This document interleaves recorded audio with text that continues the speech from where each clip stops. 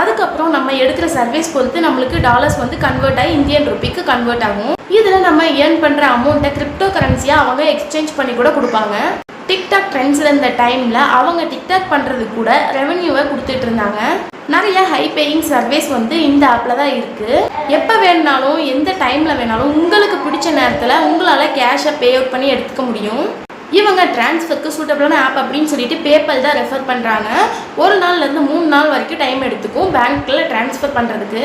நீங்கள் எத்தனை service complete பண்ணிருக்கீங்க அப்படின்னு சொல்லிட்டு ப்ரொஃபைலில் தெளிவாக மென்ஷன் பண்ணிடுவாங்க. அது மட்டும் இல்லாமல் நீங்கள் எவ்வளோ பேலன்ஸ் வந்து ஏர்ன் பண்ணியிருக்கீங்க, எவ்வளோ பேலன்ஸை வித்ட்ரா பண்ணி எடுத்திருக்கீங்க அப்படின்னு சொல்லி தெளிவாக காட்டியிருப்பாங்க. இந்த ஆப் பொறுத்த வரைக்கும் ஈஸியான ஃபன்னான கொஸ்டின்ஸ் தான் உங்ககிட்ட சர்வேவாக கேட்பாங்க. நீங்கள் அதுக்கு ஆன்சர் பண்ணாலே உங்களுக்கு அமௌண்ட் ஏர்ன் பண்ணிக்க முடியும்.